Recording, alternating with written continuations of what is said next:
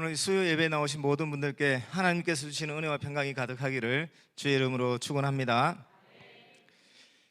최근에 한국의 문화가 전 세계적으로 퍼져나가고 또 많은 주목을 받고 있고 또 인기를 얻고 있고 그렇습니다. K-팝이라고 해서 전 세계를 이렇게 휩쓸더니 요즘에는 또 한국 드라마가 또 전 세계를 휩쓸고 있고 또 군사 무기 관련해서도 한국의 무기들이 또 세계적으로 또 주목을 받고 있는 그런 상황이죠. 자, 드라마가 우리 한국 분들도 많이 좋아하시는데 우리 한국 드라마에 좀 특별한 장르가 하나 있어요.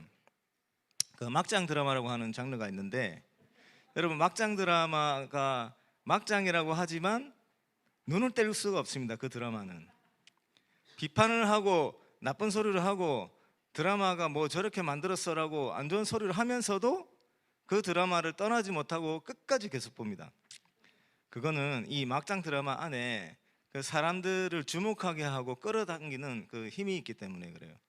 그 중에 대표적인 게 그 드라마의 전체 스토리가 하나의 역전의 상황이 들어있는 이야기입니다.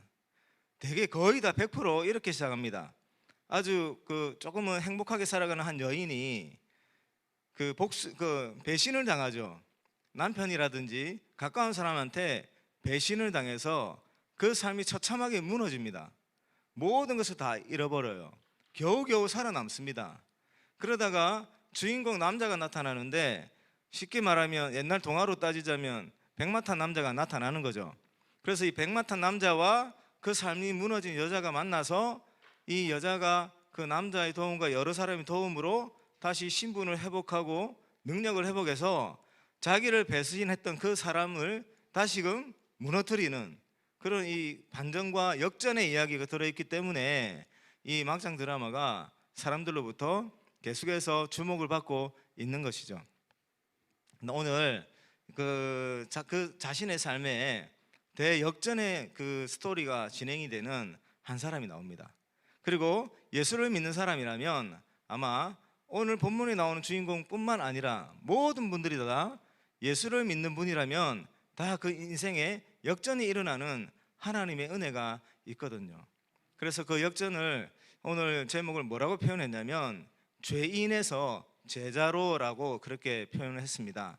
오늘 이 본문에 나오는 한 죄인이 제자로 부름을 받으면서 그 인생에 어떠한 역전이 일어나는가, 그 이야기들을 한번 살펴보고 또 우리 가운데 역사하신 하나님의 은혜로 우리들의 인생 가운데는 어떤 역전이 일어나고 앞으로 어떤 역전이 일어날 것을 기대하면서 살아갈 수 있을지, 그런 하나님의 은혜가 임하길 바라면서 말씀 증거하도록 하겠습니다. 오늘 본문에 그 예수님께서 길을 가시다가 알페오의 아들 레위라고 하는 사람을 만납니다. 그 사람이 어디에 있었냐면 세관에 앉아 있었어요. 이 레위라고 하는 사람은 어떤 사람이냐면 그의 직업은 세리였던 것이죠. 세리는 세금을 징수하는 그 일을 하는 사람입니다.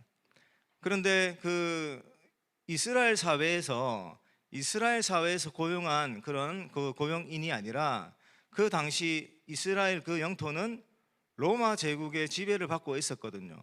그래서 로마 제국은 그들이 통치하는 지역에 세금을 징수하기 위해서 그 지역의 사람들을 세금 징수원으로 고용을 합니다.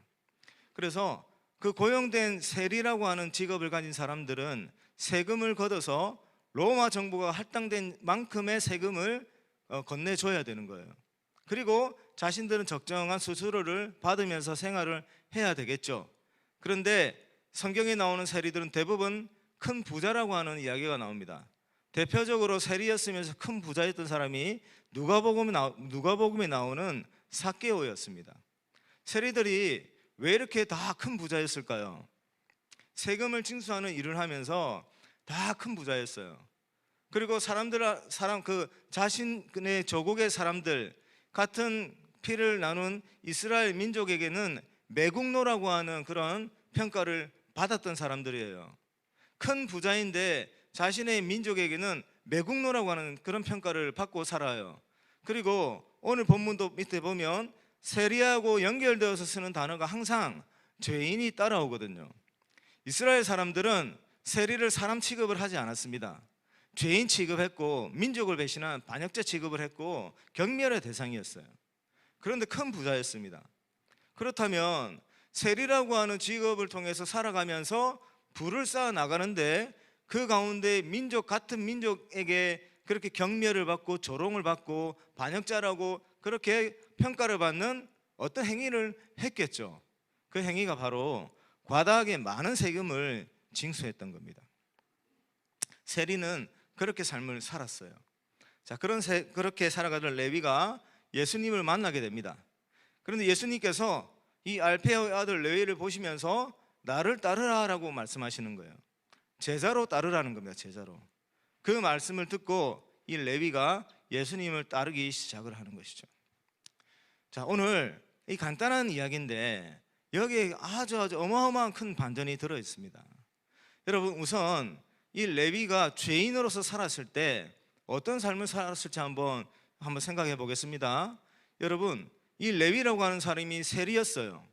세리가 세금을 걷는 일을 하면서 막대한 부를 이제 쌓아 나갑니다.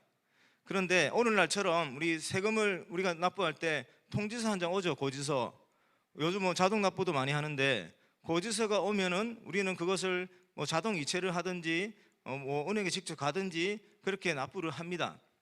이때 당시에도 그렇게 간단하게 세금 얼마 나왔으니까 내시오 하면 그 백성들이 아무런 어려움 없이 부과된 세금을 손쉽게 큰 부담 안 가지고 다 세금을 이렇게 낼 수가 있었을까요? 그렇지 않죠. 예전의 역사물이라든지 우리나라 뭐 그 사극을 보더라도 대부분의 백성들이 가난하게 살았습니다. 그리고 정부에서 부과된 세금이 과할 때는 정말 아무것도 없어서 세금을 내지 못하는 경우가 많았어요.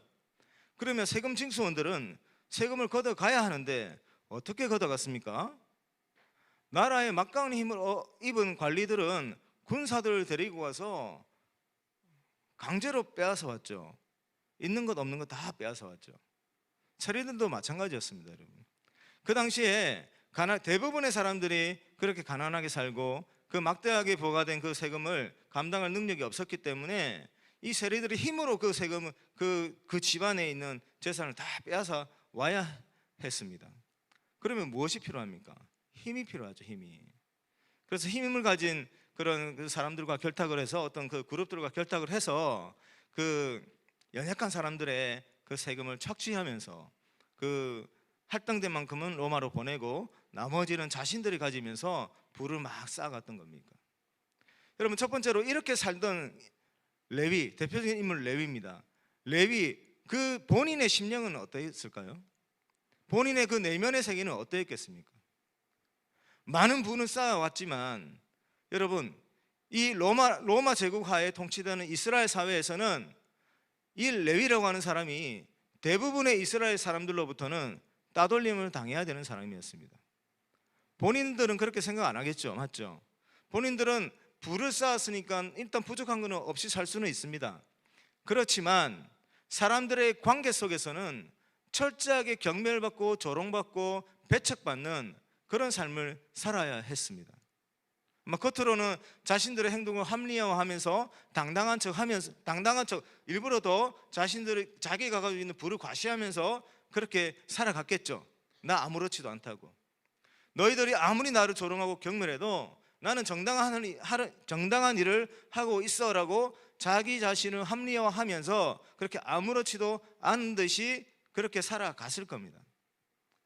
그런데 그 내면은 어떠했을까요?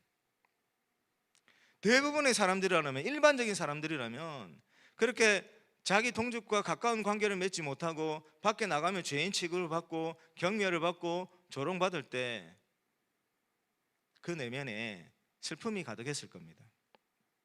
어둠이 가득했을 겁니다. 부는 많이 가지고 살아가지만 행복하게 살지 못하죠. 그런 심령을 가지고 살아가는 사람이 레위였습니다. 그리고 더 중요하게 살펴볼 게 있는데, 이 레위라고 하는 사람이 이제 한평생을 살아갑니다. 레위가 살아가는 그 삶의 그 모든 시간들 가운데 어떤 열매들이 맺힐까요? 레위가 길에 나타났을 때 세금을 빼앗겼던 사람들이 모여 있다면 그 사람들은 어떤 반응을 보였을까요? 세리로부터 부당하게 세금을 징수당하고 있는 사람이 없는 사람 다 빼앗겨가고 울부짖으면서 제발 좀 봐달라고 부탁했음에도 불구하고 집에 있는 모든 재산들을 다 징수당하는 그런 일을 겪었을 때 그 이스라엘 백성들의 마음속에는 무엇이 남아 있겠습니까? 분노가 있을 것이고 원통함이 있을 것이고 그 빼앗긴 고통에 대한 눈물로 가득 찼을 것이고, 이 레위와 만났던 사람들, 레위가 관할하는 지역에 있었던 모든 사람들은 다 레위로 말미암아 그 자기 집안의 재산을 빼앗김으로 그 마음속에 원통함이 가득 찼을 거예요. 레위는 그러한 흔적들을 남기면서 살아가는 인생이었습니다. 여러분, 레위가 오래 살면 오래 살수록 고통받는 사람들로 가득 찼을 거예요. 레위의 영향력이 미치는 그 영역이 넓어지면 넓어질수록 그 레위로 인하여 애통해하고 원통해하고 그 슬픔에 눈물을 흘리는 사람들이 가득 찼을 겁니다. 죄인이었던 세리 레위는 이런 흔적들, 이런 열매들을 맺으면서 살아가는 인생이었어요. 그가 오래 살면 오래 살수록 그가 살아갔던 그 뒷길에는 무엇이 남아 있습니까? 죄로 말미암아 부패한 흔적들만이 가득 차게 되는 거예요. 이게 바로 죄인의 삶이었습니다. 레위의 삶이었습니다. 여러분, 우리가 살아가면서 보람을 느낄 때 어떤 것들이 있냐면, 선한 영향력을 미칠 때 우리는 보람을 느껴요. 살아갈 수 있는 가치를 느껴요. 우리가 정말 내가 살아있구나, 살아갈 만하구나, 이런 삶의 보람과 가치를 느끼는데, 지금 레위는 무엇을 남깁니까? 사람들에게 그런 고통만을 남기면서 살아가고 있는 인생이에요. 자신이 가지고 있는 그 집안의 부는 쌓아가지만 그 외적으로는 그 원통과 애통함과 그 아픔으로 가득한 눈물만 가득하게 만드는 그런 삶을 살아가고 있던 사람이 레위였습니다. 여러분, 죄인들의 삶은 바로 이런 결과를 낳는 삶이에요. 죄인들의 삶은 이런 아픔의 열매들만, 고통의 열매들만 가득히 맺게 되는 인생이에요. 우리들이 죄인이었을 때 바로 그러했습니다. 제가 이 말씀을 묵상하면서 제가 살아왔던 그 뒤를 쭉 돌아봤거든요. 과연 저와 함께 했던 가족들은 저로 말미암아 무엇을 얻었을까? 저와 함께 했던 학교 친구들은 저를 통해서 무엇을 얻었을까? 나는 그들에게 무엇을 남겼을까? 나는 가족들에게 어떤 것들을 남겼을까? 나와 함께 했던 직장 동료들에게는 나는 무엇을 남겼을까? 돌아보니까 너무 부끄러운 거예요. 과연 그들에게 희망을 남기고 소망을 남기고 긍정적인 어떤 열매들을 남겼는가? 아니면 답답함들을 남기고 아픔들을 남기고 괴로움들을 남겼는가? 그런 생각이 많이 떠오르더라고요. 제일 많이 떠올랐던 인물이 남동생이었습니다. 3살 작은 남동생. 남자가 그 어린 시절에 3살 차이는 아주 크거든요. 힘으로 동생이 형에게 대적을 못해요. 그래서 제가 힘으로 제압하면서 많은 장난을 치면서 좀 괴롭혔던 그런 시간도 많이 떠오르고 그랬습니다. 그리고 부모님들한테도 내가 과연 어떤 아들이었나? 나는 부모님들에게 과연 그분들에게 어떤 기쁨을 남겨주면서 살았는가? 너무너무 반성이 되고 후회스러운 거예요. 여러분, 죄인들의 삶은 아픔만을 남깁니다. 고통만을 남깁니다. 어두움만을 남깁니다. 아무리 기술이 발전해도 그 죄인들은 그 발전되는 기술을 가지고 생명이 연장되면 연장된 만큼 죄를 더 많이 퍼뜨려요.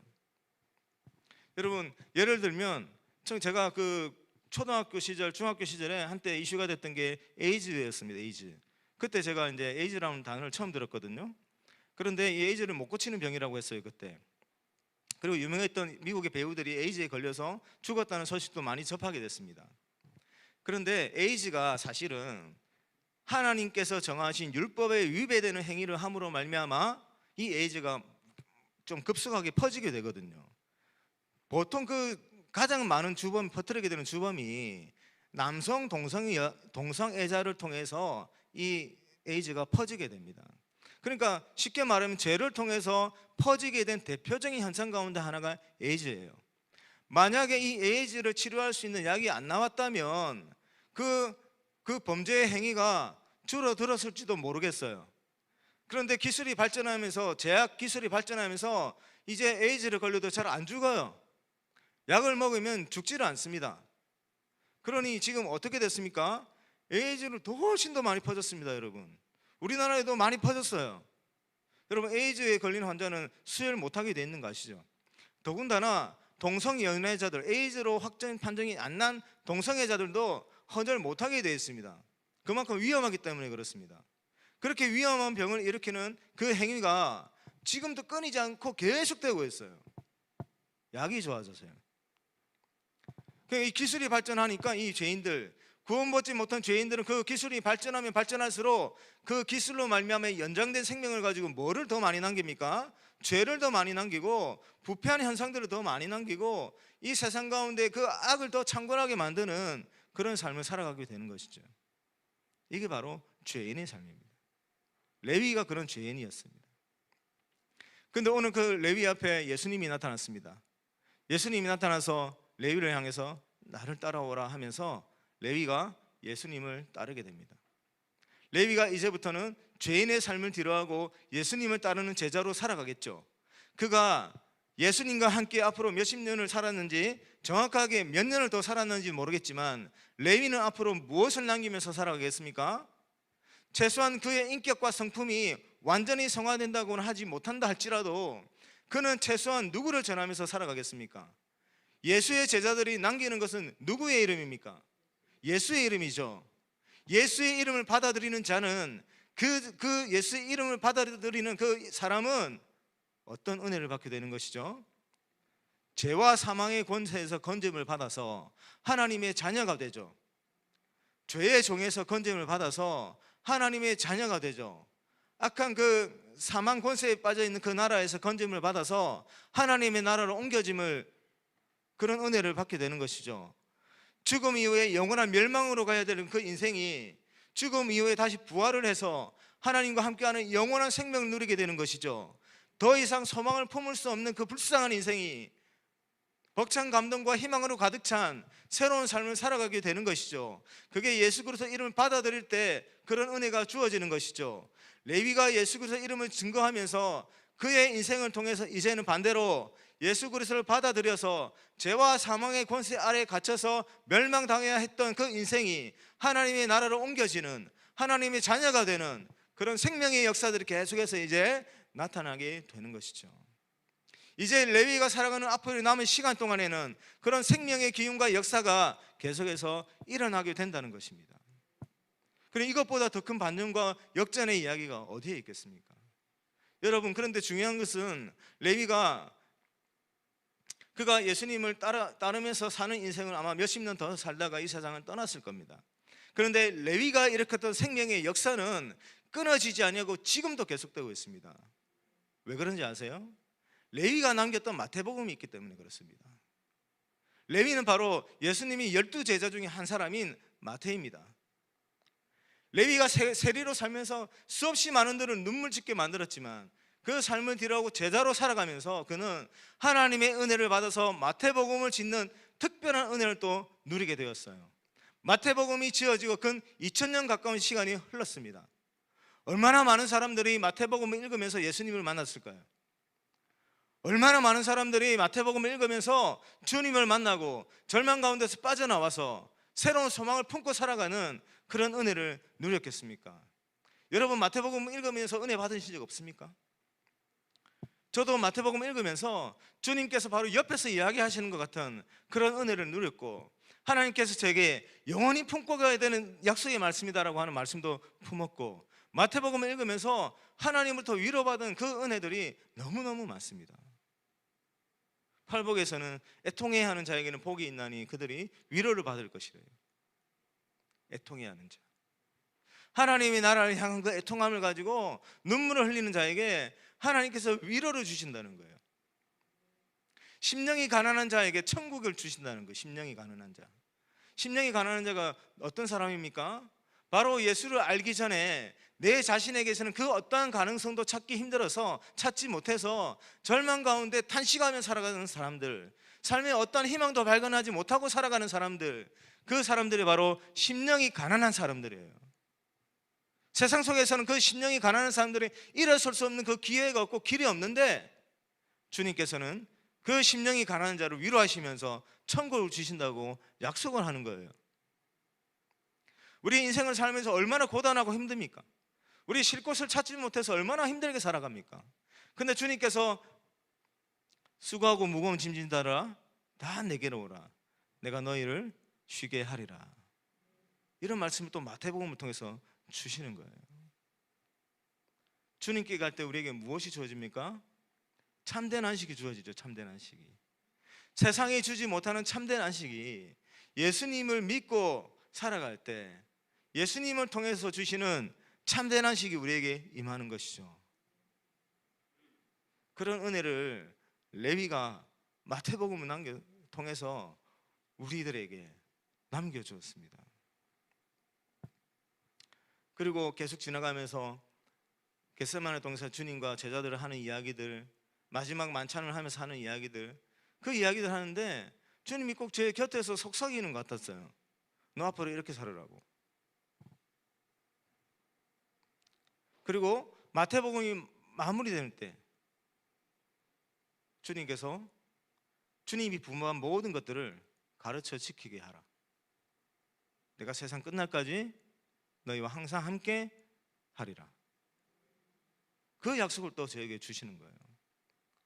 영원토록 품고 이 말씀을 기억하고 이 말씀을 따라 살아가라 라고 하면서, 그게 마태복음을 제가 읽으면서 받았던 은혜고 마태복음을 읽으면서 주님과 만났던 이야기였습니다. 그런데 그 마태복음을 누가 남겨줬습니까? 죄인이었던 레위가 예수님을 만나고 나서 우리들에게 남겨준 선물인 것이죠. 여러분, 이거보다 더 극적인 반전의 이야기가 있습니까? 이거보다 더 극적인 역전의 스토리가 있습니까? 사랑하는 우리 서령교회 모든 성도님들께 이와 같은 역전의 인생이 펼쳐지기를 주의 이름으로 축원합니다. 여러분, 우리 힘으로 살아갔던 지난날을 보면 레위와 다를 바가 없을 거예요. 아마 정도가 심하고 덜하고 차이가 있겠지만 죄로 가득 찼던 우리가 과연 무엇을 남겼겠습니까?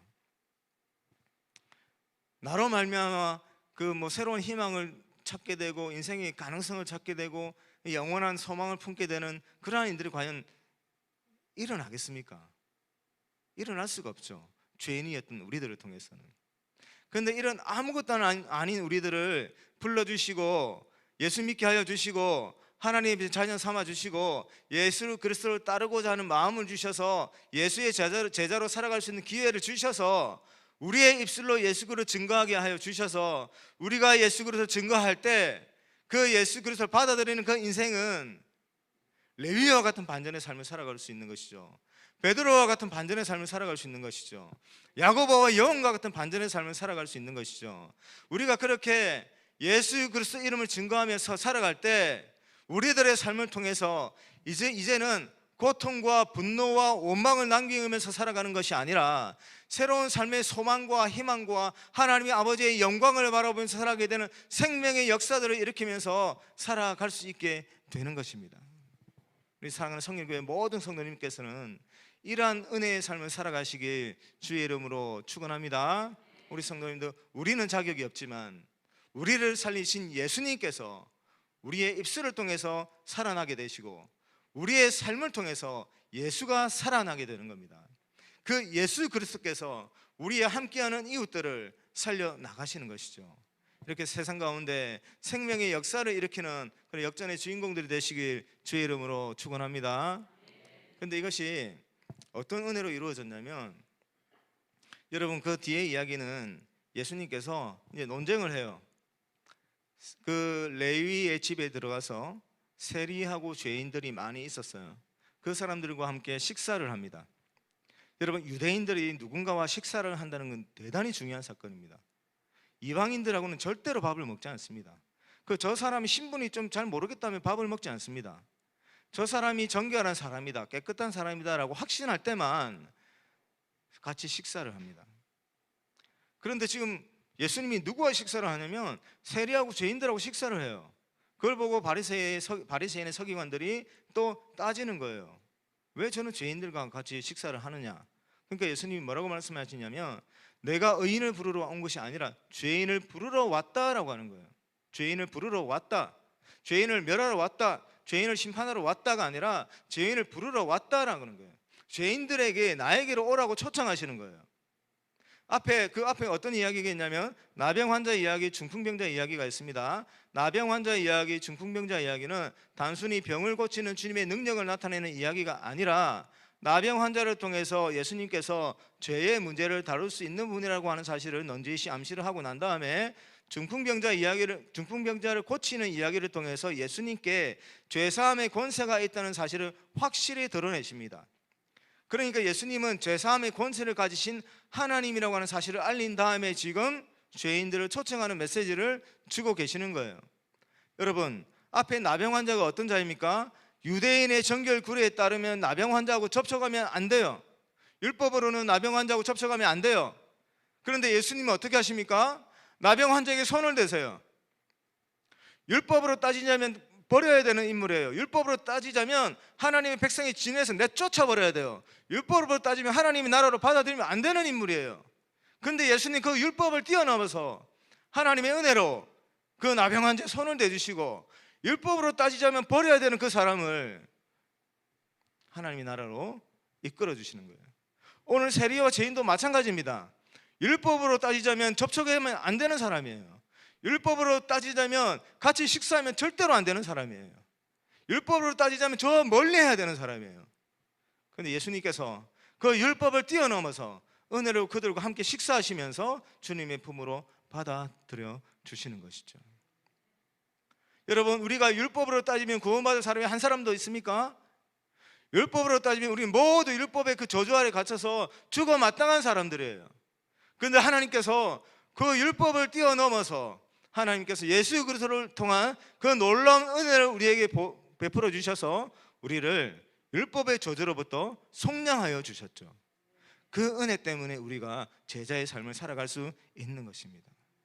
레위가 율법으로 따지면 절대로 그 유대인과 함께 할 수 없는데 예수님께서 은혜로, 율법을 뛰어넘는 은혜로 이 레위를 주님의 품으로 받아들여 주시고 레위로 하여금 예수 그리스도를 따르는 제자로 살아갈 수 있도록 그렇게 길을 열어주셨습니다. 그렇게 해서 레위가 실수가 있었지만 그 이후에 예수 그리스도를 따르는 그런 삶을 살아갔고 예수 그리스도 이름을 마태복음이라고 하는 너무나 귀한 그 하나님의 말씀을 기록하면서 오늘날까지 생명의 역사를 일으키는 그런 삶을 살 수 있게 된 것이죠. 여러분, 우리 모두는 죄인이었음을 고백하십니까? 우리가 율법에 갇혀 있었다면 아직까지도 구원을 못 받고 저주 가운데 살았을 텐데 우리는 하나님의 나라 밖으로 내쫓김을 당해야 되는 그런 사람인데 하나님께서 은혜를 베풀어 주셔서 예수 그리스도를 보내주셔서 예수 그리스도의 은혜로 하나님의 나라를 우리에 옮겨주셨다는 사실을 기억하시길 바랍니다. 우리를 왜 그렇게 옮겨주셨겠습니까? 우리를 제자로 부르신 것입니다. 사랑하는 성도 여러분, 오늘 이 레위의 이야기를 통해서 하나님의 은혜를 한번 다시 그 가슴에 새기시길 바라고 우리를 제자로 불렀다는 사실을 꼭 기억하시길 바랍니다. 그리고 여러분 앞으로 어떠한 삶을 살아가야 할지를 머릿속으로 여러분 그려보시고 그것을 향해서 힘썼으면 좋겠어요. 여러분들의 삶을 통해서 웃음이 가득하고 희망이 가득하고 소망이 가득 찬 그런 나라를 만들고 싶지 않으십니까? 여러분들과 함께하는 사람들이 예수라고 하는 분을 만나서 삶의 절망을 딛고 일어서고 새로운 희망을 발견하고 이 세상 가운데 하나님의 영광을 드러내는 일에 도전해 나가고 그들의 삶 가운데 하나님의 나라를 만들어 나가는 그런 역동적인 삶을 살아가게 되는 그런 역사들이 일어나기를 기대하지 않습니까? 여러분, 제자는 예수 그리스도 이름으로 그런 역사를 일으킬 수 있다는 사실을 기억하시길 바랍니다. 우리 사랑하는 성교교회 모든 성도님들 예수의 제자로 부름받았다는 사실을 기억하시길 바라고 예수 그리스도를 따르는 제자의 삶을 살아가시길 바라고 그 삶을 통해서 생명의 역사를 왕성하게 일으키는 하나님의 백성으로 살아가는 은혜가 있기를 주의 이름으로 축원합니다. 다 함께 찬송가